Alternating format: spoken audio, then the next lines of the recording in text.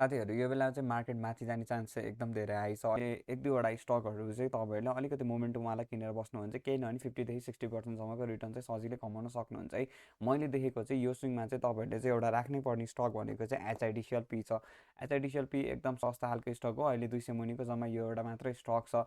यसमा हामीले मन्थलीमा गएर हेर्छौँ भने एकदमै ह्युज मोमेन्टम देखिन्छ है। अनि मोमेन्टम चाहिँ मात्रै होइन कि तपाईँको यसमा एक्युमुलेसन पनि एकदमै धेरै छ। तपाईँको एक्युमुलेसन चाहिँ 28ले एकदम धेरै गराएछ। यसमा हेर्छौँ भने लगभग 10 लाख किताभन्दा बढी चाहिँ एक्युमुलेसन भइसकेको छ। 28को प्राइस चाहिँ राम्रै माथि लाने देखिरहेको छ है।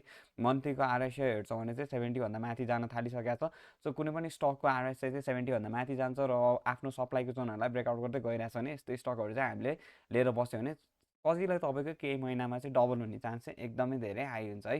त्यो भएकोले चाहिँ मैले चाहिँ यसमा सजिलै 300सम्मको टार्गेट चाहिँ हिट हुने देखिरहेको छु। तपाईँहरूले चाहिँ एउटा यो एचआइडिसिएल हेर्न सक्नुहुन्छ है। आफैले नै एनालाइसिस गर्नु। 28ले हेभी इन्ट्री गराएछ।